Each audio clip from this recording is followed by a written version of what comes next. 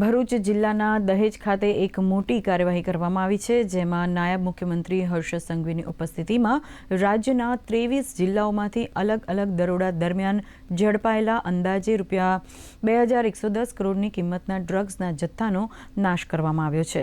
છેલ્લા એક વર્ષમાં રાજ્યભરમાં ડ્રગ્સના કુલ 887 કેસ નોંધાયા હતા। આ કેસો અંતર્ગત જપ્ત કરાયેલ 14,447 કિલો ડ્રગ્સ અને નશીલા પદાર્થોની 11.10 લાખ બોટલોનો BEILના ઇન્સિનેરેટરમાં વૈજ્ઞાનિક ઢબે સંપૂર્ણ નિકાલ કરવામાં આવ્યો છે, જે ડ્રગ્સ મુક્ત ગુજરાતના સંકલ્પને વેગ આપે છે।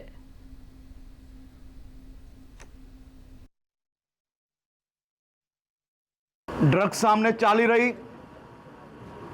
આ જંગ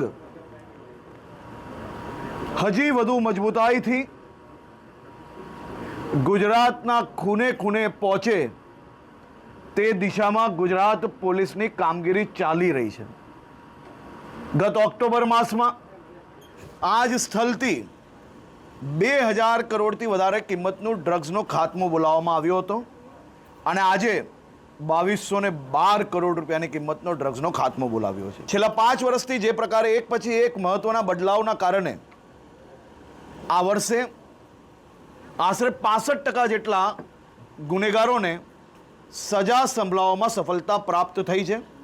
આવનારા દિવસોમાં 100% ગુનેગારોને સજા સંભળાવવામાં સફળતા પ્રાપ્ત થાય તે પ્રકારના કામગીરીમાં અમે આગળ વધી રહ્યા છીએ।